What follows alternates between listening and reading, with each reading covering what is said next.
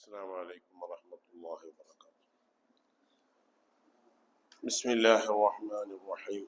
الحمد لله رب العالمين والعاقبة للمتقين والصلاة والسلام على سيد الأنبياء والمرسلين وآل كل والصحابة أجمعين. أما بعد فأوصيكم وإياي بتقوى الله رب العالمين.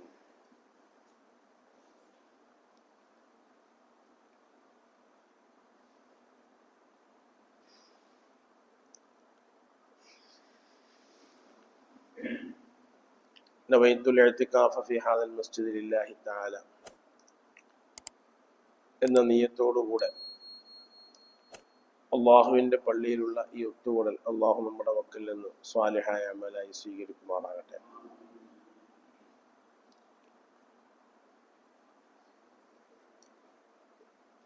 കഴിഞ്ഞ പാഠത്തിൽ നമ്മൾ പറഞ്ഞത് മഹാനായ ഹാത്തിമുൽ അസം റളിയല്ലാഹു തആല അൻഹു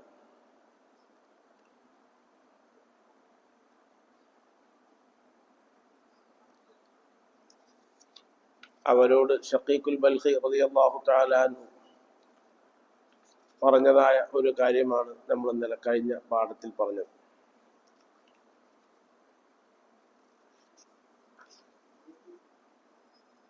മഹാനായ ഹാത്തിമുൽ അസം തങ്ങൾ ഷഖീഖുൽ ബൽഖി റളിയല്ലാഹു അൻഹുവിൻ്റെ വക്കൽ നിന്ന് 30 കൊല്ലം ഇൽമു പഠിച്ചിട്ട് മഹാനവറുകൾക്ക് ആ 30 കൊല്ലത്തിൽ ലഭിച്ച പ്രധാനപ്പെട്ട 8 പോയിന്റുകളിൽ ഒന്ന് മഹാനവറുകൾ പറഞ്ഞത്, മനുഷ്യന്മാർ സാധാരണഗതിയിൽ ബന്ധപ്പെടുന്നവകൾ അവരെപ്പോഴും ബന്ധപ്പെട്ട് കൊടുക്കുന്ന അവരുടെ മക്കൾ, സമ്പത്തുകൾ, കെട്ടിടങ്ങൾ, ബിസിനസ്സുകൾ, ഇതെല്ലാം അവരുമായി ബന്ധം പുലർത്തുന്നത്, ചിലർ ബന്ധം പുലർത്തുന്നത് മരണം വരേക്കുമാണ്.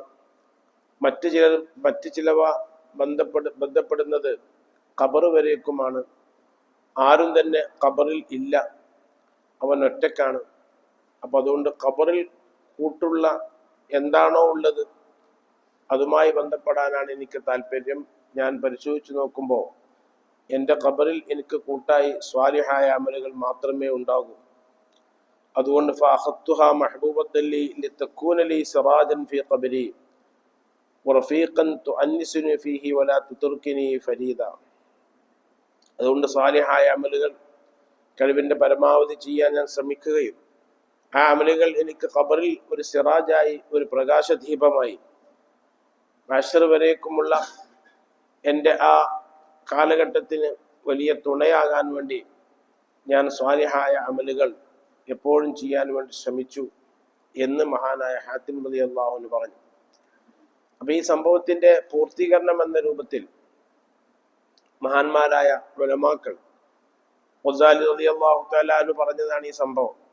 ഗസാലി ഇമാമിന്റെ ഈ സംഭവം വിശദീകരിച്ചുകൊണ്ട് മിമ്മാ യുനാസിബു ദാലിക ഫീ ശർഹി സുദൂർ അൻ തഫ്സീർ ജുബൈർ അന്നഹു ഹളറ വഫാത മുവജ്ജിഖിൻ അൽ-അജലി റളിയല്ലാഹു തആല അൻഹു.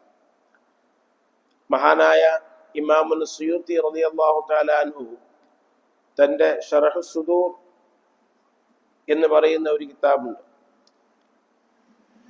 ഖബറാളികളായ ആളുകളെ സംബന്ധിച്ച്, മരണപ്പെട്ടു പോയ ആളുകളെ സംബന്ധിച്ച് ധാരാളം കാര്യങ്ങൾ വിശദീകരിക്കുന്ന കിതാബാണ് ശർഹു സുദൂർ എന്ന് പറയുന്ന കിതാബ്. അപ്പോൾ ആ ശർഹു സുദൂർ എന്ന കിതാബില് മഹാനായ ഇമാം ജുബൈർ റളിയല്ലാഹു തആല അൻഹു പറയുന്നു, അന്നഹു ഹളറ വഫാത മുവജ്ജിഖിനിൽ ഇജ്ലി. മഹാനായ മുവജ്ജിഖുൽ ഇജ്ലി എന്ന് പറയുന്ന വലിയ ഒരു സൂഫി ഉണ്ടായിരുന്നു.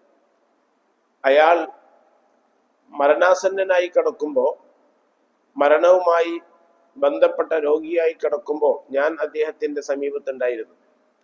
മുവജ്ജിഖുൽ ഇജ്ലിയുടെ ആ സമീപത്ത് ഞാൻ ഉണ്ടായിരുന്നു. അങ്ങനെ അദ്ദേഹം മരണത്തോട് അടുത്ത സമയത്ത് ഫലമാ സജാ വഖുൽനാ ഖദ് ഖുദിയ, അദ്ദേഹത്തിന്റെ മുഖത്തേക്ക് ഞങ്ങൾ മുണ്ടിട്ടപ്പോൾ, പഴയ കാലത്ത് അങ്ങനെ പറയാം, അവന്റെ മുഖത്ത് മുണ്ടിട്ടു എന്ന് പറഞ്ഞാൽ ഓ മരിച്ചു എന്നാണ് അതിൻ്റെ അർത്ഥം. ചിലന്മാരൊക്കെ പറയാറുണ്ട് നമ്മളവൻ്റെ മുഖത്ത് മുണ്ടിട്ടതാണ്. അപ്പം മരിച്ചു എന്ന് വിചാരിച്ചിട്ടാണ് മുഖത്ത് മുണ്ടിടല്. പിന്നെ ആണ് അവർക്ക് ഡോക്ടർ വന്നിട്ട് പിന്നൊക്കെ അത് ശരിയായതാണ് എന്നൊക്കെ പഴയ കാലത്ത് പറയാറുണ്ട്. അങ്ങനെ അദ്ദേഹത്തിന്റെ മുഖത്ത് ഞങ്ങൾ മുണ്ടിട്ടപ്പോ റഅയ്നാ നൂറൻ, ഞങ്ങളൊരു പ്രകാശം കണ്ടു. യഥാർത്ഥത്തിൽ അദ്ദേഹം മരണപ്പെട്ടിട്ടില്ല, ഇവര് മരിച്ചു എന്ന് വിചാരിച്ചതാണ്. അങ്ങനെ മരിച്ചു എന്ന് വിചാരിച്ച് ഞങ്ങൾ മുണ്ടിട്ടപ്പോ ഒരു പ്രകാശം ഞങ്ങൾ കണ്ടു. സാത്യാമിന്ദിറസിഹി, അദ്ദേഹത്തിന്റെ തലഭാഗത്തിൽ നിന്ന് ആ പ്രകാശം ഇങ്ങനെ മുകളിലേക്ക് പോയി. തലഭാഗത്തു നിന്ന് പ്രകാശം ഇങ്ങനെ മുകളിലേക്ക് പോയതായി കണ്ടു. ഹത്താ ഹറഖ സഖ്ഫ, അങ്ങനെ മുകളിലേക്ക് പോയി ഈ സ്ലാബിനെ കീറിയിട്ട് മുറിച്ചിട്ട് അപ്പുറത്തേക്ക് പോകുന്ന രൂപത്തിൽ. ഹത്താ ഹറഖ എന്ന് കാണാം. അന്നത്തെ കാലത്തുള്ള സ്ലാബ് അതെന്താ വെച്ചാൽ അത് മുറിച്ചിട്ട് അപ്പുറത്തേക്ക് ആ പ്രകാശം പോയി. അത്രക്കും ശക്തിയുള്ള ഒരു പ്രകാശം അദ്ദേഹത്തിന്റെ തലഭാഗത്ത് നിന്ന് പുറപ്പെട്ടു. സുമ്മ റഅയ്നാ നൂറൻ ആഖറ മിൻ ഇൻദി റിജ്ലൈഹി, പിന്നെ അദ്ദേഹത്തിന്റെ രണ്ട് കാലിന്റെ ഭാഗത്തുനിന്ന് പ്രകാശം പുറപ്പെട്ടതായി ഞങ്ങൾ കണ്ടു. കൽ അവലി, ആദ്യത്തെ പ്രകാശം പോലെ തന്നെ അതിങ്ങനെ ഉയർന്നു പൊങ്ങി സ്ലാബും മുറിച്ച് കിടക്കുന്ന രൂപത്തിൽ ഞങ്ങൾ പ്രകാശത്തെ കണ്ടു. സുമ്മ റഅയ്നാ മിൻ വസത്തിഹി, പിന്നെ അദ്ദേഹത്തിന്റെ മധ്യഭാഗത്തിൽ നിന്നും ഞങ്ങളൊരു പ്രകാശം കണ്ടു, നേരത്തെ പോലെ. അങ്ങനെ 3 പ്രകാശങ്ങൾ ആ മരണത്തോടനുബന്ധിച്ചുള്ള അദ്ദേഹത്തിന്റെ അവസ്ഥയിൽ നിന്ന് ഞങ്ങൾ പുറത്തേക്ക് വരുന്നത് കണ്ടപ്പോ ഫബഅദ സഅത്തിൻ കുശിഫ വജ്ഹുഹു, കുറച്ച് കഴിഞ്ഞിട്ട് ഞങ്ങൾ മുഖം തുറന്നു നോക്കി. മരിച്ചു എന്നാ ഞങ്ങൾ വിചാരിച്ചത്. മുഖം തുറന്നു നോക്കിയപ്പോ ഫഖാല ഹൽ റഅയ്തും ശൈഅൻ, അദ്ദേഹം മരിച്ചിട്ടില്ല. അദ്ദേഹം ചോദിച്ചു, നിങ്ങൾക്ക് വല്ലതും കാണാൻ കഴിഞ്ഞോ? നിങ്ങൾക്ക് വല്ലതും കാണാൻ കഴിഞ്ഞോ? നിങ്ങൾ എന്റെ മുഖത്ത് മുണ്ടിട്ടതല്ലേ, നിങ്ങൾക്ക് വല്ലതും കാണാൻ കഴിഞ്ഞോ? ഫഖുൽനാ നഅം, അതെ. ഖാല ഖദ് കുന്തു അഖ്റഉ കുല്ല ലൈലത്തിൻ അലിഫ് ലാം അസ്സജദ. മഹാനായ ഹിജ്ലി റഹ്മത്തുള്ളാഹി അലൈഹി പറയാണ്, ഖദ് കുന്തു അഖ്റഉ കുല്ല ലൈലത്തിൻ, ഞാൻ എല്ലാ രാത്രിയിലും ഓതും അലിഫ് ലാം മീം അസ്സജദ. അലിഫ് ലാം മീം അസ്സജദ എന്ന് പറയുന്ന സൂറത്ത് ഇന്ന് നമ്മൾ സുബഹിയുടെ 1-ാമത്തെ റക്അത്തിൽ ഓതിയ ആ സൂറത്താണ് അലിഫ് ലാം മീം അസ്സജദ എന്ന് പറയുന്ന സൂറത്ത്. ആ അലിഫ് ലാം മീം അസ്സജദ എന്ന് പറയുന്ന സൂറത്ത് ഞാൻ എല്ലാ രാത്രിയിലും ഓതും. സബ്ഉൽ മുൻജിയാത്ത്, ആ സൂറത്തുകൾ മഹാന്മാരായ ആളുകൾ എല്ലാ രാത്രിയിലും അവർ ഓതും. യാസീൻ ഓതും, ഇദാ വഖഅത്ത് ഓതും, തബാറക് ഓതും, ദുഖാൻ ഓതും, സൂറത്ത് ഫുസ്സിലത്ത് ഓതും, സൂറത്ത് മുൽക്ക് ഓതും.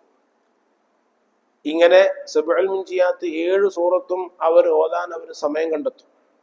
അപ്പൊ ഞാൻ എല്ലാ രാത്രിയും അലിഫ് ലാം മീം അസ്സജദ എന്ന സൂറത്ത് ഞാൻ ഓതും. ഫന്നൂറുൽ ലദീ ഇൻദ റഅസി, അപ്പോൾ എന്റെ തലഭാഗത്തുനിന്ന് പുറപ്പെട്ട ആ പ്രകാശം 14 ആയത്തൻ മിൻ അവലിഹ, ആ അലിഫ് ലാം മീം അസ്സജദ എന്ന് പറയുന്ന സൂറത്തിന്റെ തുടക്കത്തിലെ 14 ആയത്തുകളാണ്. അതിലെ തുടക്കത്തിലെ 14 ആയത്തുകളാണ്. ഒമാ എന്റെ രജിലി 14 ആയ മിൻ ആഖിരിഹ, എന്റെ കാൽഭാഗത്തിൽ നിന്ന് പുറത്തേക്ക് പുറപ്പെട്ട ആ പ്രകാശം അത് ആ സൂറത്ത് അലിഫ് ലാം മീം അസ്സജദയിലെ അവസാനത്തിൽ നിന്നുള്ള 14 ആയത്തുകളാണ്. ഒമാഫി വസ്തി ആയത്തു സയ്യത്തി നഫ്സുഹ, എന്നിട്ട് മഹാനവറുകൾ പറഞ്ഞു, മധ്യഭാഗത്തുനിന്ന് പുറപ്പെട്ടെന്ന് കണ്ടില്ലേ നിങ്ങൾ? മധ്യഭാഗത്തുനിന്ന് പുറപ്പെട്ടത് അത് ആ സുജൂദിന്റെ ആയത്താണ്. സുജൂദ് ചെയ്യാൻ വേണ്ടി ഓതപ്പെടുന്ന ഖർറു സുജ്ജദൻ എന്ന് പറഞ്ഞ ആ ആയത്താണ്. ആ ആയത്താണ് എൻ്റെ ശരീരത്തിൽ നിന്ന് 3 പുറപ്പെട്ടു. അത് മനപ്പാടാണ് മഹാനവറുകൾക്ക്. ഞാൻ എല്ലാ രാത്രിയിലും അത് ഓതിയിട്ട് കിടക്കുള്ളൂ.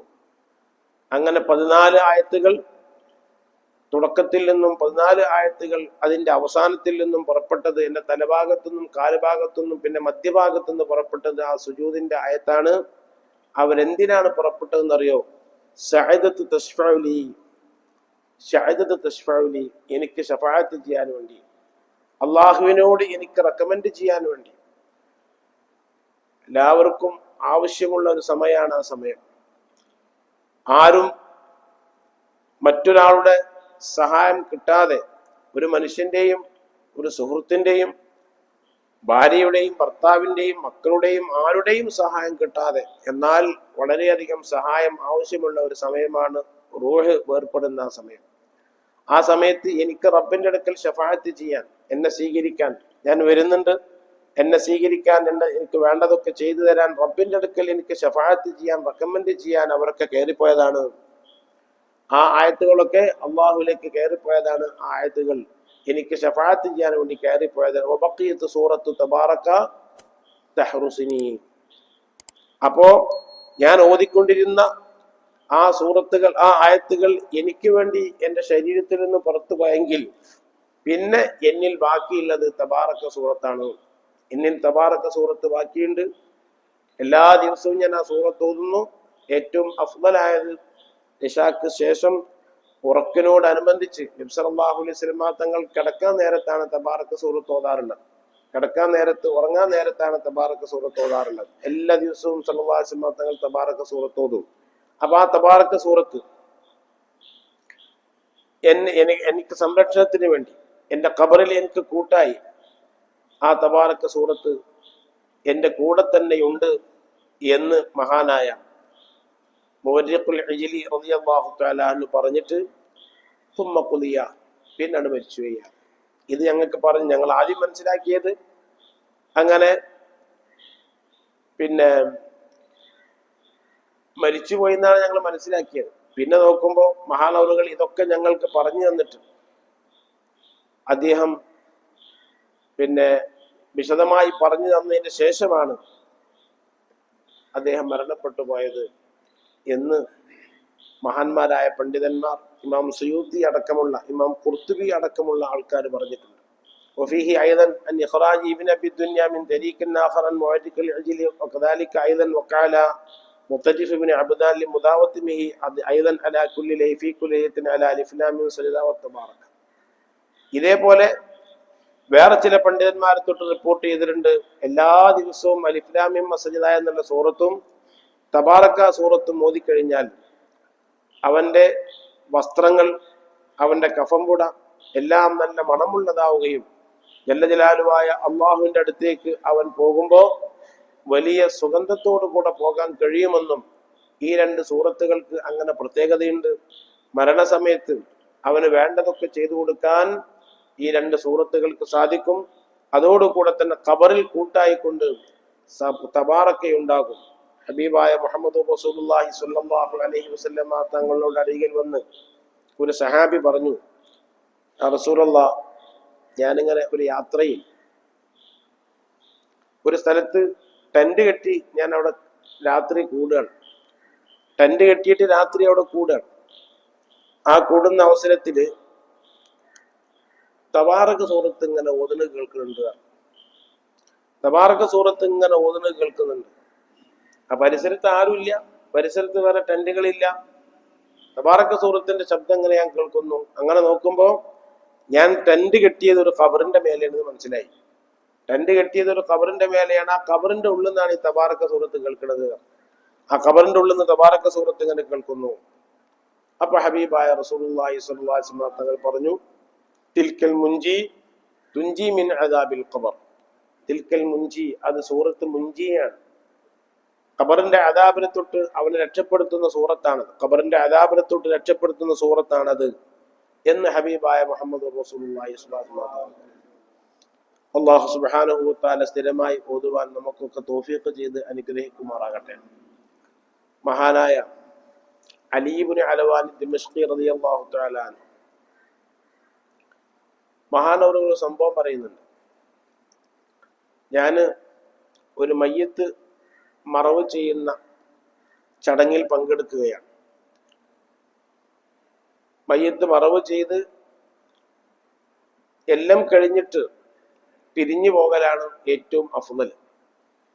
വല്ലാതെ തിരക്കുണ്ടെങ്കിൽ മാത്രം നിസ്കാരം കഴിഞ്ഞു പോവുക, അല്ലാത്ത ആളുകളൊക്കെ തന്നെ എല്ലാം കഴിഞ്ഞിട്ട് അവിടുത്തെ മറവ് ചെയ്യൽ പൂർത്തിയായതിന് ശേഷം പിരിഞ്ഞു പോകലാണ്. അവനക്ക് 2 ഖിറാത്ത് പ്രതിഫലം കിട്ടുമെന്ന് ഹദീസിൽ കാണാം. 2 ഖിറാത്ത് എന്ന് പറഞ്ഞാൽ ഒരു ഖിറാത്ത് വലിയ പർവ്വത സമാനമായ പ്രതിഫലമാണ്. അപ്പൊ പർവ്വത സമാനമായ 2 പ്രതിഫലം അവർക്ക് ലഭിക്കും. മയ്യത്തിന്റെ കൂടെ നടക്കുക അതിന് വലിയ പ്രതിഫലമുള്ളതാണ്. മയ്യത്തിന്റെ കൂടെ നടക്കുമ്പോൾ മുന്നിൽ നടക്കുക, മുന്നിൽ നടന്നിട്ട് തിരിഞ്ഞു നോക്കിയാൽ മയ്യത്ത് കാണുന്ന രൂപത്തിൽ, തിരിഞ്ഞു നോക്കിയാൽ മയ്യത്ത് കാണുന്ന രൂപത്തിൽ മയ്യത്തിന്റെ മുന്നിൽ നടക്കുക. അതാണ് സുന്നത്ത്. മയ്യത്തിനെ എല്ലാവരുടെയും പിന്നിലായിട്ടാണ് കൊണ്ടുപോകേണ്ടത്. അങ്ങനെ നിസ്കാരത്തിൽ പങ്കെടുക്കുക. നിസ്കാരത്തിൽ പങ്കെടുത്തതിന് ശേഷം മയ്യത്തിനെ ഖബറിലേക്ക് കൊണ്ടുപോകുമ്പോൾ കൂടെ പോവുക. എല്ലാ വിഷയങ്ങളിലും പങ്കെടുക്കുക. ഇതിന് വലിയ പ്രതിഫലമുള്ളതാണെന്നും മയ്യത്തിന്റെ കൂടെ പോകൽ തന്നെ വലിയ പ്രതിഫലമുള്ളതാണെന്നും, അങ്ങനെ ഒരാൾ മയ്യത്ത് കൊണ്ടുപോകുമ്പോൾ സുബ്ഹാനൽ ഹയ്യില്ലദീ ലാ യമൂത്ത് എന്ന മയ്യത്തിനെ കണ്ടാൽ പറയുന്നത് സലഫു സാലിഹ്യങ്ങൾ പതിവാക്കിയതാണ്. ഇമാം മാലിക് റളിയല്ലാഹു തആല അൻഹുവിന്റെ വഫാത്തിന് ശേഷം മാലിക് റളിയല്ലാഹു അൻഹുവിന്റെ സ്വപ്നത്തിൽ കണ്ട മഹാനായ ഉസ്മാൻ എന്ന് പറയുന്ന അവിടുത്തെ ഏറ്റവും അടുത്ത ആളോട് മാലിക് റളിയല്ലാഹു അൻഹു പറഞ്ഞത്, ഞാൻ രക്ഷപ്പെട്ടത് ഈ ഒരു ദിക്ർ പറഞ്ഞത് കൊണ്ടാണ്. ഞാൻ മയ്യത്ത് ഇങ്ങനെ കാണുമ്പോൾ, മയ്യത്ത് കൊണ്ടുപോകുന്നത് കാണുമ്പോൾ സുബ്ഹാനൽ ഹയ്യില്ലദീ ലാ യമൂത്ത്, ഒരിക്കലും മരിച്ചു പോകാത്ത എന്നെന്നും ജീവിച്ചിരിക്കുന്ന അള്ളാഹുവിനെ ഞാൻ വാഴ്ത്തുന്നു എന്ന് ഞാൻ പറയാറുണ്ടായിരുന്നു. ഒരു മയ്യത്ത് കാണുമ്പോൾ ഞാനത് പറയാറുണ്ടായിരുന്നു. ആ ഒരൊറ്റ കാരണം കൊണ്ടാണ് എന്നെ അള്ളാഹു സുബ്ഹാനഹു തആല രക്ഷപ്പെടുത്തിയത് എന്ന് മാലിക് റളിയല്ലാഹു തആല പറഞ്ഞതായി ചരിത്രങ്ങൾ കാണാൻ സാധിക്കും. അപ്പോ അങ്ങനെയൊക്കെ ചെയ്യല് സലഫു സാലിഹീങ്ങളായ ആൾക്കാരുടെ പതിവിൽപ്പെട്ടതാണ്. അത് വലിയ പ്രതിഫലം കിട്ടുന്നതുമാണ്.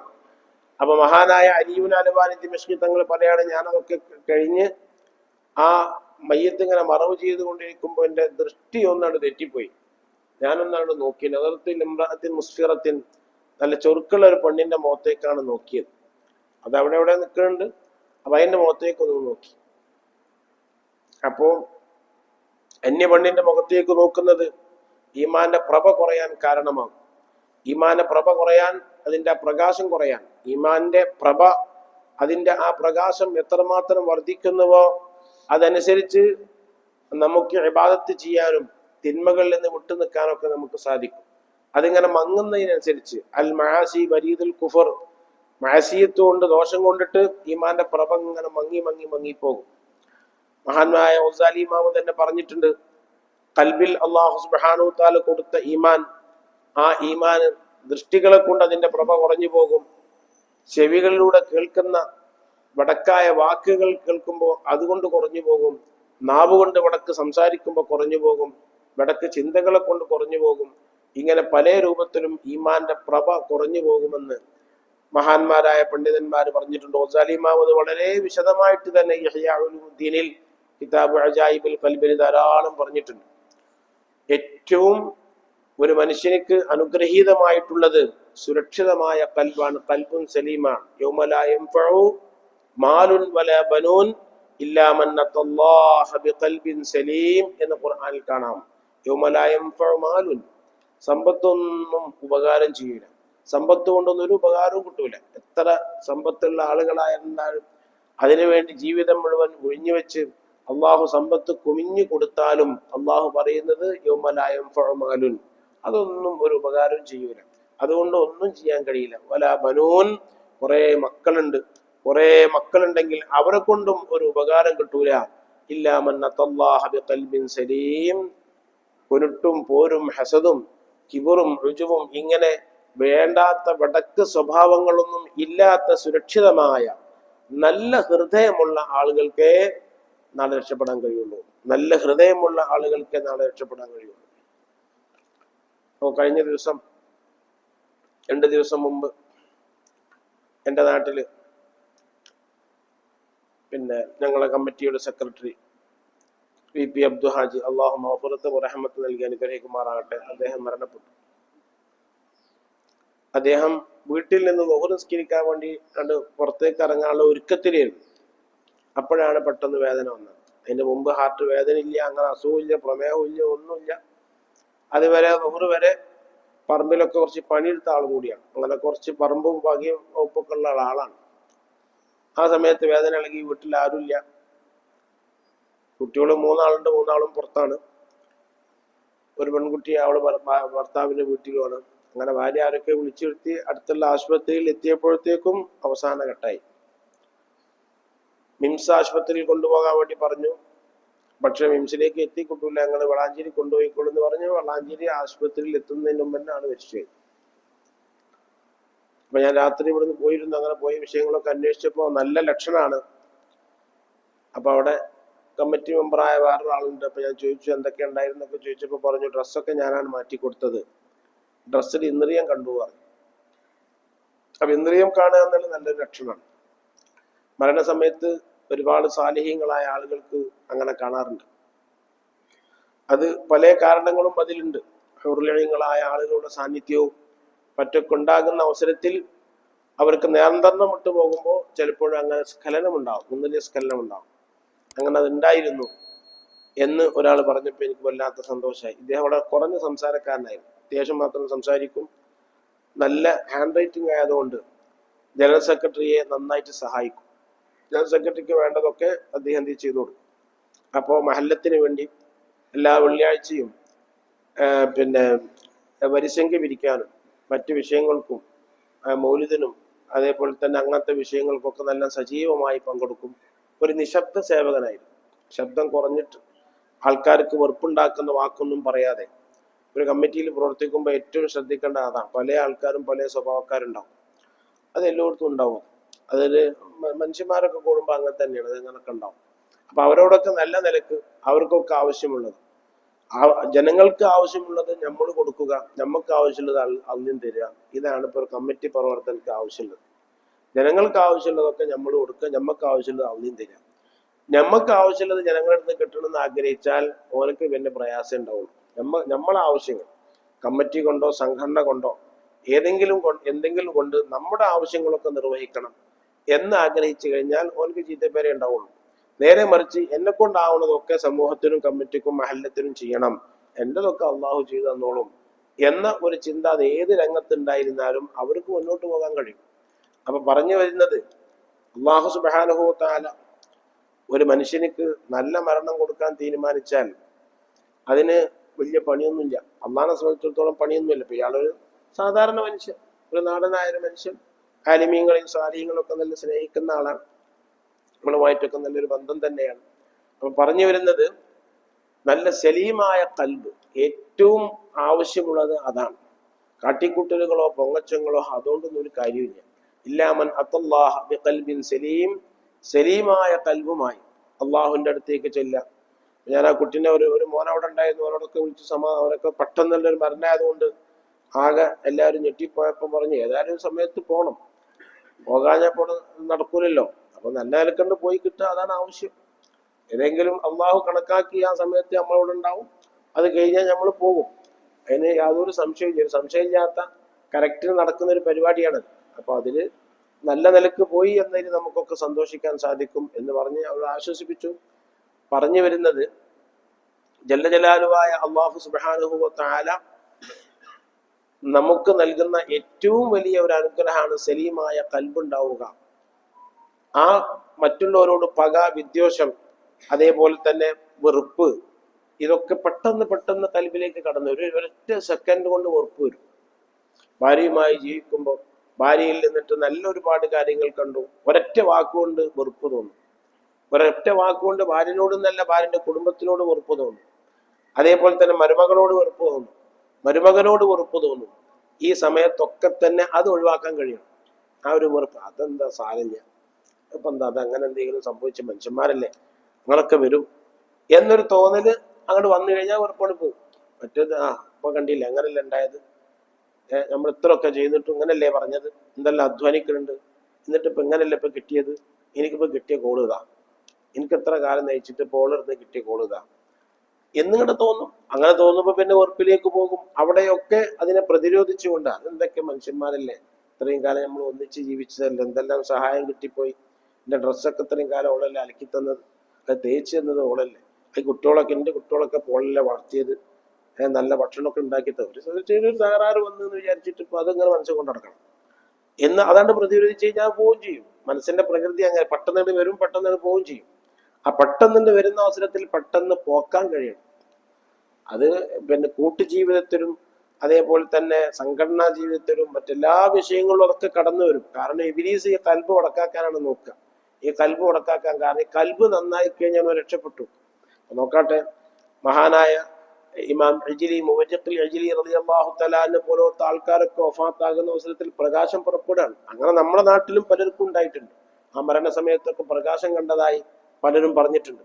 അള്ളാഹു സുബ്ഹാനഹു വ തആല അവർ ചെയ്യുന്ന സ്വാലിഹായ അമലുകളുടെ ഏറ്റവും വലിയ ഉപകാരം കൊടുക്കുന്നത് മറ്റു മനുഷ്യന്മാരൊക്കെ അകന്നു നിൽക്കുന്ന സമയത്താണ്. ഒരു മനുഷ്യർക്കും ഒന്നും ചെയ്യാൻ കഴിയില്ല, ആർക്കും ഒന്നും ചെയ്യാൻ കഴിയില്ല. ആ സമയത്ത് അവൻ ചെയ്തു പോയ സ്വാലിഹായ അമലുകൾ അവൻ പണിപെട്ട് ഉറക്കമൊഴിച്ച് വിഷമിച്ച് കടയിൽ നിന്ന് വന്ന് ആ സമയത്തൊക്കെ ക്ഷീണം ഉണ്ടാവും. എന്നിട്ടും അവൻ ഈ സൂറത്തോതാനും അതേപോലെ തന്നെ പടച്ചോനെ ഇതൊക്കെ ചെയ്തെങ്കിലല്ലേ എനിക്കെന്തെങ്കിലും കിട്ടുള്ളൂ എന്നുള്ള ആ ചിന്തയിൽ അവനിതൊക്കെ ചെയ്യുമ്പോൾ അവനക്ക് ആരുമില്ലാത്ത സമയത്ത് ഈ സ്വാലിഹായ അമലുകളൊക്കെ കൂട്ടായി വരികയാണ്. അപ്പൊ ചുരുക്കത്തിൽ അള്ളാഹു സുബ്ഹാനഹു വ തആല കണ്ണ് തന്നതും കാത് തന്നതും ഇതൊക്കെ തന്നെ അള്ളാഹുവിനെ അറിയാനും അള്ളാഹ്ക്ക് ഇബാദത്ത് ചെയ്യാനാണ്.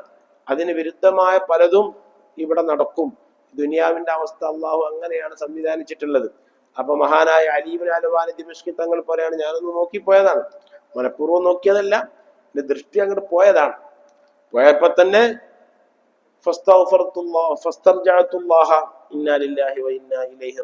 എന്ന് ഞാൻ പറഞ്ഞു. ഒരു മുസീബത്ത്, അത് ദീനിയായ മുസീബത്താണെങ്കിലും ദുന്യവിയായ മുസീബത്താണെങ്കിലും ആഖിറത്തിലേക്ക് ബുദ്ധിമുട്ടുണ്ടാക്കുന്ന മുസീബത്താവട്ടെ അല്ലെങ്കിൽ ദുനിയാവിന് വശമുണ്ടാക്കുന്ന മുസീബത്താകട്ടെ, ആ മുസീബത്ത് എത്തിയാൽ ഇന്നാ ലില്ലാഹി വ ഇന്നാ ഇലൈഹി റാജിഊൻ എന്ന് പറയണം. അതിന്റെ ബർക്കത്ത് കൊണ്ട് അള്ളാഹു മുസീബത്ത് നമ്മളെ രക്ഷപ്പെടുത്തും. അപ്പൊ അങ്ങനെ ഇന്നാ ലില്ലാഹി വ ഇന്നാ ഇലൈഹി റാജിഊൻ ഞാൻ പറഞ്ഞു. പടച്ചോനെ എൻ്റെ അടുത്ത് വന്നു പോയല്ലോ, അസ്തഗ്ഫിറുല്ലാഹ്, ഞാൻ അള്ളാഹിനോട് പൊറുക്കലിനെ ചോദിച്ചു. പടച്ചോനെ അസ്തഗ്ഫിറുല്ലാഹ് അല്ലാതെ ഞാൻ പറഞ്ഞു, ഞാൻ അറിയാതെ നോക്കിപ്പോയതാണ്, അത് പാടില്ലാത്ത ഒന്നായിരുന്നല്ലോ എന്ന് പറഞ്ഞു. അങ്ങനെ എല്ലാം കഴിഞ്ഞിട്ട് ഞാൻ പുരയിലേക്ക് പോവാണ്. അങ്ങനെ പുരയിലേക്ക് പോകുമ്പോൾ വഴിയിൽ വെച്ചിട്ടൊരു ഉമ്മാനെ കണ്ടു. അജൂസത്തായ കിഴവിയായ ഒരു ഉമ്മാനെ കണ്ടിട്ട് ആ അമ്മ, എന്നെ കാണാൻ പറ്റുന്ന അമ്മയാണ്. അമ്മ എൻ്റെ മുഖത്തേക്ക് നോക്കിയിട്ട് പറഞ്ഞു, യാ സയ്യിദി മാലി ആറാ വജ്ഹക മുദ്ലിമ, എന്താ പെങ്ങളെ മുഖാകെ കറുത്തു പോയല്ലോ, മുഖാകെ കറുത്തു പോയല്ലോ, എന്തേ നിങ്ങൾക്ക് പറ്റിയത്? അപ്പൊ ഞാൻ പറഞ്ഞു, അങ്ങനെ ഒന്നും പറ്റിയിട്ടില്ലല്ലോ, ഒന്നും സംഭവിച്ചിട്ടില്ലല്ലോ, ഞാൻ അങ്ങനെ വിട്ടുപോയി. ഞാൻ വീട്ടിൽ കടന്നു. കണ്ണാടി എടുത്ത് ഞാൻ അങ്ങനെ നോക്കിയപ്പോൾ ശരി തന്നെയാണ്. അമ്മ പറഞ്ഞ ശരി, എന്റെ മുഖാരും ജാതിക്കുന്നത് നല്ല പ്രകാശമുള്ള മുഖമായിരുന്നു, അത് പോയി, ആ പ്രകാശം പോയി, ആ മുഖത്തുള്ള ആ പ്രകാശവും ആ തിളക്കൊക്കെ പോയി. പടച്ചോൻ എന്താ ഇപ്പൊ പറ്റിയത്? അപ്പൊ ഞാനങ്ങനെ ചിന്തിച്ചപ്പോ ഞാൻ മനസ്സിലാക്കി, അതായിരിക്കും ഞാൻ ആ നോക്കിയില്ല, പെണ്ണിനെ നോക്കിയില്ലേ, അതറിയാതെ നോക്കിയതാണല്ലോ പടച്ചോൻ. അപ്പോഴത്തേനിപ്പോ എന്റെ ഈമാന്റെ പ്രഭ പോയല്ലോ, ഈമാന്റെ പ്രഭ നഷ്ടപ്പെട്ടു പോയല്ലോ. ഞാനിങ്ങനെ ചിന്തിച്ചപ്പോ പടച്ചോനെ ഞാൻ എന്താ കാട്ടുക? അങ്ങനെ ഞാൻ 40 ദിവസം ഞാൻ അള്ളാഹിനോട് പൊറുക്കലിനെ ചോദിച്ചുകൊണ്ടേയിരുന്നു. പടച്ചോനെ പുറത്തു കൊണ്ടാ, ഞാനത് അറിയാതെ ചെയ്തു പോയതാണ്, അങ്ങനെ വന്നു പോയതാണ്. ഈമാൻ നഷ്ടപ്പെടില്ല, ഈമാന്റെ പ്രഭ പോവുകയാണ്. ഈമാൻ ഉണ്ടാകും, ഈമാൻ നഷ്ടപ്പെടില്ല, ഈമാൻ പ്രഭ ഉണ്ട്.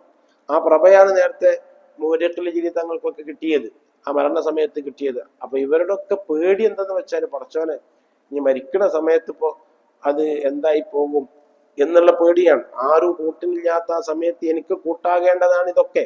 അപ്പൊ ഇതൊക്കെ നഷ്ടപ്പെടുന്ന ഒരു അവസ്ഥ ഉണ്ടാവുമല്ലോ എന്ന പേടി കൊണ്ട് മഹാനവറുകൾ 40 ദിവസം അള്ളാഹിനോട് പൊറുക്കലിന് ചോദിച്ച് വിഷമിച്ച് ഇങ്ങനെ ഇരിക്കുമ്പോ മഹാനവറുകൾക്ക് ഒരു തോന്നൽ വന്നു, ഒരു ഖാത്തിർ, ഒരു തോന്നൽ വന്നു.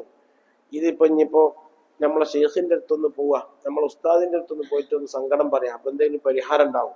ഉസ്താദിന്റെ അടുത്ത് പോയിട്ട് എന്തെങ്കിലും സങ്കടം പറഞ്ഞാൽ പരിഹാരം ഉണ്ടാകും എന്ന് പറഞ്ഞപ്പോ, അൻസുർ ഷെയ്ഖൽ ജുനൈദ്, നിങ്ങൾ ജുനൈദുൽ ബഗ്ദാദിന്റെ അടുത്ത് പോകണം. ഇത് നടക്കുന്നത് ഡമസ്കസിൽ വെച്ചാണ്. സിറിയയുടെ തലസ്ഥാനമാണ് ഡമസ്കസ്. അവിടെ വെച്ചിട്ടാണ് ഈ സംഭവം നടക്കുന്നത്.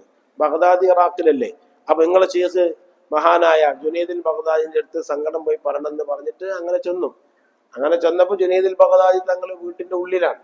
ആ ഉള്ളിന്ന് ഈ മഹാനായ അലിയുന അലവാനി ദിമഷ്കി വരുന്നത് കാണുകയും, അങ്ങനെ കണ്ടിട്ട് മഹാനവറുകൾ വീട്ടിന്റെ ഉള്ളിന്ന് പറയുകയാണ്, ബഗ്ദാദ്, നീ റഹബയിൽ വെച്ചിട്ട് ആ ചെയ്ത തെറ്റിന് ഞാൻ ഇവിടെ വെച്ച് അള്ളാഹിനോട് പറഞ്ഞിട്ടുണ്ട്. അവിടെ വെച്ച് നീ ചെയ്ത തെറ്റ് ഞാൻ കാണുന്നുണ്ട്, ആ തെറ്റിന് ഞാൻ ഇവിടെ വെച്ച് അള്ളാഹുവിനോട് പൊറുക്കലിനെ ചോദിച്ചിട്ടുണ്ട്, അള്ളാഹ് പുറത്തു തന്നിട്ടുണ്ട്, നീ പൊയ്ക്കോ എന്ന് പറഞ്ഞ് ജുനൈദുൽ ബഗ്ദാദി തങ്ങള് മഹാനായ അലി ഇബ്നു അൽവാനി ദിമഷ്കിയെ സമാശ്വസിപ്പിച്ചു എന്ന് ചരിത്രത്തിൽ കാണാം. അത് മഹാന്മാരായ ഔലിയാക്കന്മാർക്കും സാലിഹ്യങ്ങൾക്കൊക്കെ അവരോട് ഇഷ്ടമുള്ള സ്നേഹമുള്ള ആളുകളൊക്കെ നിയന്ത്രിക്കാനും അവർ തെറ്റിലേക്കുമൊക്കെ വഴുതി വീഴുന്ന അവസരത്തിൽ അവരെ രക്ഷപ്പെടുത്താനും ചില നിർദ്ദേശങ്ങളൊക്കെ കൊടുക്കാനൊക്കെ അവർക്ക് സാധിക്കും. അത് ആത്മാക്കൾ തമ്മിലുള്ള ബന്ധമാണ്, റൂഹുകൾ തമ്മിലുള്ള ബന്ധമാണ്. റൂഹുകൾ തമ്മിലുള്ള ബന്ധം എത്രയോ വളരെ കോടിക്കണക്കിന് കിലോമീറ്റർ അപ്പുറത്തേക്ക് പോകും അർവാഹകൾ തമ്മിലുള്ള ബന്ധം. അപ്പൊ ആ ബന്ധത്തിന്റെ അടിസ്ഥാനത്തിലാണ് വലിയ വലിയ മഹാന്മാരായ ആളുകൾക്ക് അവരെ സ്നേഹിക്കുന്ന ആളുകളെ അവർ തെറ്റിലേക്കും തിന്മകളിലേക്കൊക്കെ പോകുന്ന അവസരത്തിൽ രക്ഷപ്പെടുത്താൻ സാധിക്കുന്നത്. അപ്പൊ ഇതിൽ നിന്ന് നമുക്കൊക്കെ മനസ്സിലാകുന്നത് മഅസിയത്തുകൾ, ദോഷങ്ങൾ കണ്ണുകൊണ്ട് കാതുകളെ കൊണ്ടൊക്കെ വരുമ്പോൾ അതൊക്കെ തടുത്തു നിർത്താനുള്ള ഒരു പ്രതിരോധ ശക്തി നമുക്കുണ്ടായിരിക്കണം. അതിൽ നിന്ന് വിട്ടുനിന്ന് എപ്പോഴും തൗബ ചെയ്യാൻ സമയം കിട്ടിക്കൊള്ളുന്നില്ല. അതുപോലെ തന്നെ വസിയത്ത് ചെയ്യാൻ സമയം കിട്ടിക്കൊള്ളുന്നില്ല. എഴുതി വെക്കാൻ സമയം കിട്ടിക്കൊള്ളുന്നില്ല. എപ്പോഴും സംഭവിക്കാം. അപ്പൊ അതുകൊണ്ട് ആ നേരത്ത് എനിക്ക് കൂട്ടായി, എനിക്ക് പ്രകാശമായിട്ട് എന്തെങ്കിലും വേണം എന്നുള്ള ഒരു പ്രതിരോധ ചിന്ത നമ്മുടെ മനസ്സിലൊക്കെ വേണം. അല്ലാഹു സുബ്ഹാനഹു വ തആല തൗഫീഖ് ചെയ്ത് അനുഗ്രഹിക്കുമാറാകട്ടെ. ഒരു പെൺകുട്ടി, ആ പെൺകുട്ടിക്ക് ഒരു പുരുഷനെ കല്യാണം കഴിക്കണം. പാപ്പ സമ്മതിക്കണില്ല. എന്തായിരുന്നാലും ഞാൻ അവനെ കൊണ്ട് അവളെ കെട്ടിക്കൂല, ഞാൻ കൈ കൊടുക്കൂല, ഞാൻ അവിടെ നിക്കാഹിന് ഞാൻ കൈ കൊടുക്കൂല എന്ന് വാപ്പ ശാഠ്യം പിടിച്ചു. പെൺകുട്ടി പറയുന്നു ഞാൻ അവനെ തന്നെ കല്യാണം കഴിക്കുള്ളൂ, വേറെ ആരെയും കല്യാണം കഴിക്കൂല എന്ന് പെൺകുട്ടിയും പറയുന്നു. ഖാദിന്റെ അടുത്ത് വിഷയമെത്തി, അല്ലെങ്കിൽ നായിബ ഖാദിന്റെ അടുത്ത് വിഷയമെത്തി. നായിബ ഖാദി ഉണ്ടാവും പല സ്ഥലങ്ങളിലും. ഖാദി ഉത്തരവാദിത്തങ്ങളൊക്കെ ഒരാളെ ഏൽപ്പിക്കും. അങ്ങനെ എത്തിക്കഴിഞ്ഞാൽ ഈ ഖാദിയെ സംബന്ധിച്ചിടത്തോളം, അല്ലെങ്കിൽ ഈ നായിബ ഖാദിയെ സംബന്ധിച്ചിടത്തോളം, അയാൾക്ക് ഈ പെൺകുട്ടിന്റെ ഉത്തരവാദിത്തം ഏറ്റെടുത്തുകൊണ്ട് ആ പെൺകുട്ടിയെ കല്യാണം കഴിച്ചു കൊടുക്കുവാനുള്ള സാഹചര്യമുണ്ട്. അയാൾ കുട്ടിയുടെ പിതാവുമായി സംസാരിക്കണം.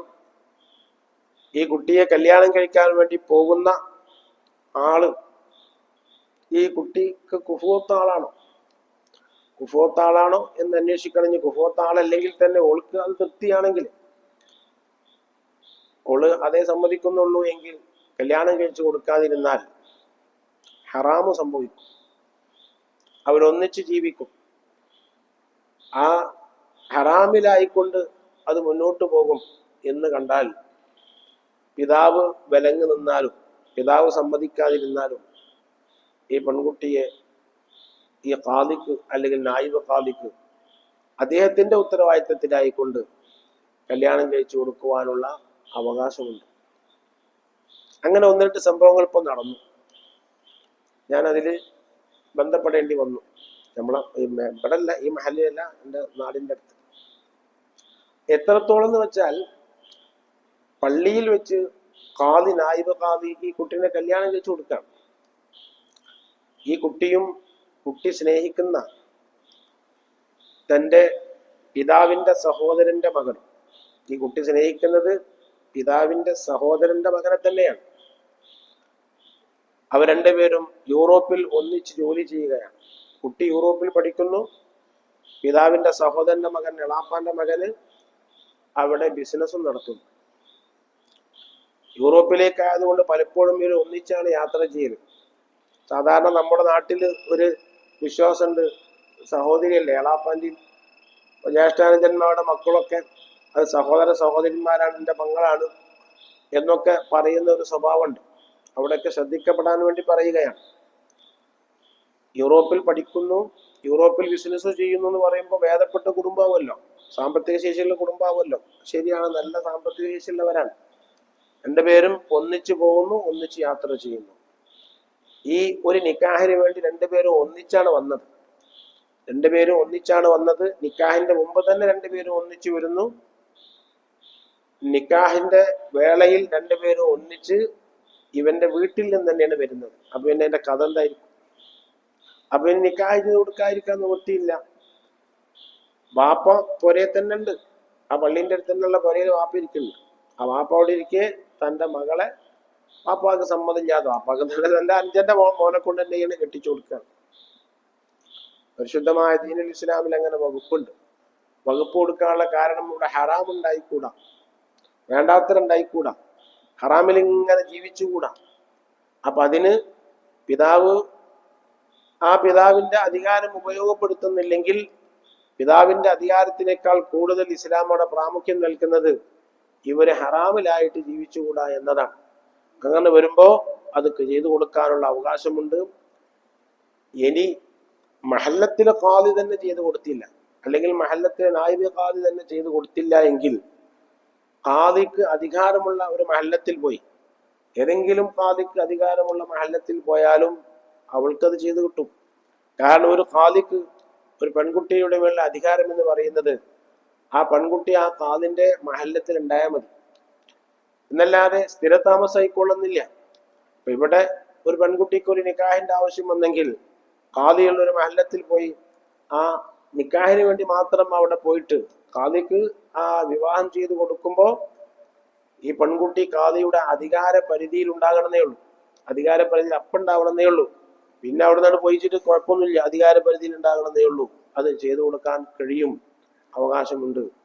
അപ്പൊ നമ്മളൊക്കെ വാശി പിടിച്ചിട്ട് പലപ്പോഴും കാര്യമില്ലാതായി പോകും, ഒരു കാര്യം ഉണ്ടാവില്ല അതിൽ. അപ്പൊ അതൊക്കെ മനസ്സിലാക്കിക്കൊണ്ടായിരിക്കണം നീങ്ങേണ്ടത്. അതൊക്കെ മനസ്സിലാക്കി നല്ല രൂപത്തിൽ കുട്ടികളെ വളർത്താനുള്ള സാഹചര്യങ്ങളും എപ്പോഴും ഈ കുട്ടികൾക്ക് നമ്മൾ അയഞ്ഞു കൊടുക്കുന്നത് കൊണ്ട്. പരിശുദ്ധമായ ദീനുൽ ഇസ്ലാം ഒരു കാര്യം പറഞ്ഞിട്ടുണ്ട്, അള്ളാഹു പെണ്ണിനോട് ആണിനക്ക് വികാരം വെച്ചിട്ടുണ്ട്, ആണിനക്ക് പെണ്ണിനോട് വികാരം വെച്ചിട്ടുണ്ട്. അതല്ലാതെ ഇവിടെ ജീവിക്കാൻ കഴിയില്ല.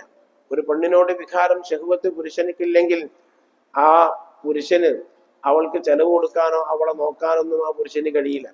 അപ്പൊ അതുകൊണ്ട് പെണ്ണിനോട് വികാരമുണ്ട്, പെണ്ണിന് ആണിനോട് വികാരമുണ്ട്. അതുകൊണ്ടാണ് സന്താനങ്ങളും മറ്റൊക്കെ ഉണ്ടാകുന്നത്. പക്ഷെ അതിനൊക്കെ ഒരു പരിധിയും പരിമിതിയും ഒക്കെ വെച്ചിട്ടുണ്ട്. അത് ചെയ്യാതിരിക്കുമ്പോ അതിങ്ങനെ പോകും, അതിങ്ങനെ അന്തം വിട്ട് കാണാൻ പോകും. അക്കാര്യം നമ്മൾ ശ്രദ്ധിക്കുക. ഇന്നലത്തെ പത്രത്തിൽ കണ്ടില്ലേ നിങ്ങൾ, കൊല്ലത്ത് കാരിക്കോണം എന്ന് പറയുന്ന ഒരു സ്ഥലത്ത് ഒരു നിഹാസ് എന്ന് പറയുന്ന ബസ് കണ്ടക്ടറുടെ വീട്ടിൽ ഏകദേശം 6 മാസത്തോളം താമസിച്ചിരുന്ന ഒരു അന്യമതത്തിൽപ്പെട്ടതായ പെൺകുട്ടി അവന്റെ വീട്ടിലെ ബെഡ്റൂമിൽ വെച്ച് ആത്മഹത്യ ചെയ്തു. ഇന്നത്തെ പത്രത്തിലുണ്ട്, ആത്മഹത്യ ചെയ്തു. അപ്പോ ഈ പെൺകുട്ടി അന്യമതത്തിൽപ്പെട്ട പെൺകുട്ടിയാണ്. ആ പെൺകുട്ടി നിഹാസിനെ പരിചയപ്പെടുന്ന നിഹാസ് ഒരു പ്രൈവറ്റ് ബസിന്റെ കണ്ടക്ടറാണ്. കണ്ടക്ടർമാർക്ക് ഒരുപാട് ആൾക്കാരെ കാണാൻ സാധിക്കും. അങ്ങനെ പരിചയപ്പെട്ടതാണ്. അങ്ങനെ ഈ നിഹാസിന്റെ ഈ ആണിന്റെ വീട്ടിൽ ഇവള് താമസിക്കുകയാണ്. ഈ പെൺകുട്ടി 21 വയസ്സായ പെൺകുട്ടി താമസിക്കുകയാണ്. എന്താ അപ്പൊ അതിന്റെ ഒക്കെ ഒരു അവസ്ഥ? അവന്റെ ബെഡ്റൂം എന്നാണ് ഇവൾ ആത്മഹത്യ ചെയ്തത്. ഇന്നത്തെ പത്രത്തിൽ എവിടേക്കാണ് അതൊക്കെ പോകുന്നത്? അപ്പൊ പറഞ്ഞു വരുന്നത്, നമ്മൾ എങ്ങനെയാ ശ്രദ്ധിക്കുക നിങ്ങളൊക്കെ ചോദിക്കും. എങ്ങനെയാന്ന് ശ്രദ്ധിക്കാൻ സാധിക്കുക? കുട്ടികളെ പഠിപ്പിക്കാതിരിക്കാൻ സാധിക്കൂല. സാഹചര്യങ്ങളൊക്കെ വളരെ മോശം തന്നെയാണ്. അപ്പോഴൊക്കെ അവരെ ഏറ്റവും കൂടുതൽ നമ്മൾ ശ്രദ്ധിക്കേണ്ട നിസ്കാരത്തിന്റെ കാര്യത്തിൽ നിഷ്കർഷത.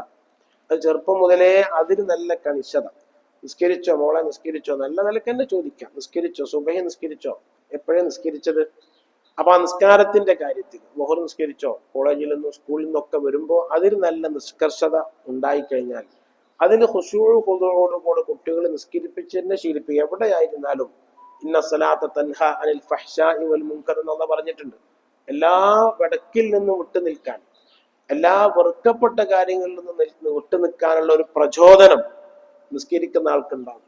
ആ നിസ്കാരത്തിൽ നിന്ന് വരും, അത് ഒരു പ്രചോദനം വരും. വടക്ക് നിന്ന് വിട്ടു നിൽക്കാനുള്ള ഒരു സാഹചര്യം നിസ്കാരം സൃഷ്ടിച്ചു കൊടുക്കും എന്ന് ഖുർആനിൽ പറഞ്ഞതാണ്. അപ്പൊ നമ്മള് ഏറ്റവും ചുരുങ്ങിയത് അതിലെങ്കിലും ഒരു നിഷ്കർഷത പാലിക്കണം. ആ കാര്യത്തിൽ ഒരു വിട്ടുവീഴ്ചയില്ല. ഇനി പ്രവാസികളായ ആൾക്കാരാണെങ്കിൽ തന്നെ ഗൾഫിൽ നിന്നൊക്കെ വിളിക്കുന്ന അവസരത്തിൽ മക്കളൊക്കെ വിളിച്ച് അവരോടൊക്കെ സംസാരിക്കുമ്പോഴൊക്കെ എപ്പോഴേ നിസ്കരിച്ചത്? നിസ്കരിച്ചോ? മോറെപ്പോഴേ നിസ്കരിച്ചത്? അസറെപ്പോഴേ നിസ്കരിച്ചത്? സ്കൂളിൽ നിന്ന് വന്ന ഉടനെ തന്നെ നിസ്കരിച്ചില്ലേ? ഇങ്ങനെ ഇടക്കിടക്ക് അതിങ്ങനെ ചോദിക്കുമ്പോ കുട്ടികൾ അതിന്റെ ഒരു ഗൗരവം മനസ്സിലാക്കി അത് ഒഴിവാക്കാതെയാകും. അങ്ങനെയുള്ള ഒരു സാഹചര്യമെങ്കിലും നമ്മൾ സൃഷ്ടിച്ചു കൊടുക്കണം. അതല്ലാതിരുന്നാൽ ഇത്രയും വളർത്തിക്കൊണ്ടുവന്ന, ഞാൻ ഈ പറഞ്ഞ സംഭവത്തിൽ കുടുംബത്തിലൊക്കെ പോടെ വലിയ പ്രശ്നങ്ങൾ നടക്കുന്നുണ്ട്, വിഷയങ്ങളൊക്കെ നടക്കുന്നുണ്ട്. അതിന്റെ പേരിൽ പിന്നെ നായിബ് ഖാദിക്ക് പ്രശ്നം നേരിട്ടിട്ടുണ്ട്, അദ്ദേഹം സ്ഥാനത്ത് നിന്ന് ഒഴിയേണ്ടി വന്നിട്ടുണ്ട്. അങ്ങനെയൊക്കെ പല പ്രശ്നങ്ങളൊക്കെ ഇവിടെ ഉണ്ടായിട്ടുണ്ട്. പക്ഷെ ഏതായിരുന്നാലും ശരി, നിവൃത്തിയില്ല. എല്ലാവരും കുടുങ്ങുകയാണ്. നിവൃത്തിയില്ല, ആ വിഷയത്തിൽ നിവൃത്തിയില്ല. ഹറാം ഒഴിവാക്കണമെങ്കിൽ ഇങ്ങനെ ചെയ്യേണ്ടി വരും. അപ്പോൾ അത് എന്തായിരിക്കും? അത് അതിൻ്റെ സങ്കടം എന്തായിരിക്കും? ഇത്രയും കാലം വളർത്തിക്കൊണ്ടുവന്ന കുട്ടി ഇപ്പൊ അവിടെ വില കുത്തിരിക്കുന്നുണ്ട്. ആ കുട്ടിയെ നിക്കാഹ് അവിടെ ചേർക്കുന്ന പള്ളിക്ക് നടക്കുക. എന്തായിരിക്കും അതിൻ്റെ അവസ്ഥ? പിന്നെ നീ എന്താണ് പറഞ്ഞ നിക്കാഹ് കഴിഞ്ഞ് ഒരു ഒന്നിച്ച് കഴിഞ്ഞില്ലേ, പിന്നെ പോയില്ലേ, പരിപാടി കഴിഞ്ഞില്ലേ. അപ്പൊ അതുകൊണ്ട് ഇസ്ലാമികമായ പിന്നെ നിയമങ്ങൾ ഇങ്ങനെയാണ്. ഇസ്ലാമിക നിയമം അല്ലെങ്കിൽ ഇതിനേക്കാളും അപ്പുറത്താണ് മറ്റു നിയമങ്ങൾ. ഒന്നിച്ച് ജീവിക്കാന്നല്ലേ, വിവാഹം കഴിക്കാതെ ഒന്നിച്ച് ജീവിക്കുന്നതിനൊക്കെ പ്രായപൂർത്തി എത്തിയ ഉഭയകക്ഷി സമ്മതത്തോടു കൂടെയുള്ള ബന്ധപ്പെടൽ ക്രിമിനൽ കുറ്റമല്ലെന്ന് സുപ്രീം കോടതി പറഞ്ഞിരിക്കുകയാണ്. 18 വയസ്സായാൽ ആ 18 വയസ്സായ ആണിനും പെണ്ണിനും അവർക്ക് അവരുടെ സമ്മതപ്രകാരം ലൈംഗിക ബന്ധത്തിൽ ഏർപ്പെടാം. അതിനൊരു കുഴപ്പമില്ല. കല്യാണം കഴിക്കണമെന്ന് ഒന്നുമില്ല എന്ന് നമ്മളെ പരമോന്നത കോടതി പറഞ്ഞിരിക്കുകയാണ്. ചിലപ്പോൾ എന്താ കഴിയും, അത് ഭർത്തൃമൃതിയായ പെണ്ണിന് വരെ ആകാമെന്നാണ് നമ്മളെ ഇന്ത്യയിലെ നിയമം. അങ്ങനെയാണ്. ഭർത്തൃമൃതിയായ പെണ്ണിന് ഒരു പുരുഷനോട് സ്നേഹം ഉണ്ടെങ്കിൽ അവരുമായി ബന്ധപ്പെടാം. അതിന് ഒരു ഓപ്ഷനും ഇല്ല, ഒന്നുമില്ല, കേസ് കൊടുക്കാനും പറ്റില്ല, ഒന്നും കൊടുക്കാൻ പറ്റില്ല. അതാണുള്ളത്. അപ്പൊ നമ്മുടെ കുട്ടികൾക്കൊക്കെ ഒരു പ്രതിരോധം പരിശുദ്ധ ദീനുൽ ഇസ്ലാമാണ്. ആ ദീനുൽ ഇസ്ലാമിലായിക്കൊണ്ട് തന്നെ വളർത്താൻ നമുക്ക് സമയം നമ്മൾ കണ്ടെത്തിയേ പറ്റൂ. എപ്പോഴും അവർ പുറത്തായിരിക്കും, ഒക്കായിരിക്കുമെങ്കിൽ കിട്ടുന്ന അവസരങ്ങൾ, അവരായിട്ട് ബന്ധപ്പെടാവുന്ന അവസരങ്ങളിലൊക്കെ നല്ല നല്ല വാക്കുകളും പോയിന്റുകളും ഒക്കെ പറഞ്ഞു കൊടുത്തിട്ട് അവർക്ക്, ഞാൻ നേരത്തെ പറഞ്ഞതുപോലെ മഹാനായ മൗര്യത്തുൽ ഇജ്രി തങ്ങൾക്കൊക്കെ മരിക്കുന്ന അവസരത്തിൽ ആ പ്രകാശം കിട്ടിയതുപോലെ മഹാന്മാരായ ആളുകൾക്ക് ഖബറിൽ സ്വാലിഹായ അമലുകൾ കൂട്ടുള്ളതുപോലെ എനിക്കും അങ്ങനെ വേണമല്ലോ എന്നുള്ള ചിന്ത തുടക്കം മുതലേ ഉണ്ടാക്കി കൊടുക്കുക. ആ ഒരു ചിന്ത ഉണ്ടാക്കി കൊടുക്കുക. അപ്പോഴേ മറ്റുള്ള നിന്നൊക്കെ മാറി മാറി നിൽക്കും, എല്ലാത്തിനും പ്രതിരോധം ഉണ്ടായിരിക്കും. അതിനാണ് ഇടക്കിടക്ക് സലഫുസാലിഹ്യങ്ങളെയും മൗലിയാക്കന്മാരൊക്കെ ചരിത്രങ്ങൾ നമ്മൾ പറയുന്നത്. അതിൽ നിന്ന് ഒരു മാറ്റവും പ്രചോദനവും ഒക്കെ കിട്ടിയെങ്കിലോ എന്ന് വിചാരിച്ചാണ്. റഹ്മാനുറഹീമായ അല്ലാഹു സുബ്ഹാനഹു വ തആല സ്വീകരിക്കുമാറാകട്ടെ. നമ്മൾ ഇന്ന് മരണപ്പെട്ടു പോയ എല്ലാ ആളുകൾക്കും, വിശിഷ്യ കഴിഞ്ഞ ദിവസം മരണപ്പെട്ടു പോയ എൻ്റെ സഹപ്രവർത്തകൻ കൂടിയായ വി പി അബ്ദുൽ ഹാജി, അള്ളാഹു അവർക്കൊക്കെ മഗ്ഫിറത്തും റഹ്മത്തും നൽകി അനുഗ്രഹിക്കുമാറാകട്ടെ. അവരുടെ ഖബർ, അവരുടെ എല്ലാവരുടെയും ഖബർ അള്ളാഹു സുബ്ഹാനഹു വ തആല സ്വർഗ്ഗപൂങ്കാവനാക്കി കൊടുക്കുമാറാകട്ടെ. ഇന്ന് ചായയും പലഹാരവും നമുക്ക് നൽകുന്നത് നമ്മുടെ കുഞ്ഞർമാക്ക. ആ കുഞ്ഞർമാക്കാന്റെ മകൻ ജാഫറാണ്. മരിച്ചുപോയ കുഞ്ഞർമാക്കാക്ക് വേണ്ടി ദ്വാരക്കാൻ വേണ്ടി ജാഫർ എല്ലാ ആഴ്ചയും 2 ദിവസം താലിമ്യങ്ങൾക്ക് ചായയും പലഹാരവും നൽകുന്നുണ്ട്. അള്ളാഹു അതെല്ലാം സ്വീകരിക്കുമാറാകട്ടെ. കുഞ്ഞർമാക്ക നമുക്കിവിടെ കൊടിമരത്തിലൊക്കെ കൊടി കയറ്റുന്ന ആളാണ്. നമ്മുടെ മഹല്ലത്തിലെ എല്ലാ നല്ല വിഷയങ്ങളിലും വളരെ നല്ല നിലക്ക് സഹകരിച്ചിരുന്ന ആളാണ്. അല്ലാഹു സുബ്ഹാനഹു വ തആല മഗ്ഫിറത്തും റഹ്മത്തും നൽകി അനുഗ്രഹിക്കുമാറാകട്ടെ. അവരുടെ ഖബർ അല്ലാഹു സുബ്ഹാനഹു വ തആല സ്വർഗ്ഗപൂങ്കാവനാക്കി കൊടുക്കുമാറാകട്ടെ. പല ആളുകളും രോഗികളായി വിഷമിക്കുന്നുണ്ട്. എല്ലാവർക്കും അല്ലാഹു സുബ്ഹാനഹു വ തആല പരിപൂർണ്ണ ശിഫ നൽകുമാറാകട്ടെ. എല്ലാവിധ പ്രയാസങ്ങളിൽ നിന്നും വിഷമങ്ങളിൽ നിന്നും കടങ്ങളിൽ നിന്നും അല്ലാഹു നമ്മളെ എല്ലാവരും രക്ഷപ്പെടുത്തി അനുഗ്രഹിക്കുമാറാകട്ടെ. ആഫിയത്ത്, സിഹത്ത്, സലാമത്ത് അല്ലാഹു വർദ്ധിപ്പിച്ചു തരുമാറാകട്ടെ. മരിക്കുന്നത് വരെ അല്ലാഹു ആഫിയത്ത് നൽകുമാറാകട്ടെ. മരിക്കുന്ന അവസരത്തിൽ പരിപൂർണമായി ഈമാൻ നൽകി അനുഗ്രഹിക്കുമാറാകട്ടെ. ربنا تقبل منا إنك أنت السميع العليم وتب علينا إنك أنت التواب الرحيم آمين برحمتك يا أرحم الراحمين. صلى الله على محمد صلى الله عليه وسلم. صلى الله على محمد صلى الله عليه وسلم. اللهم صل على محمد يا رب صل عليه وسلم. السلام عليكم ورحمة الله.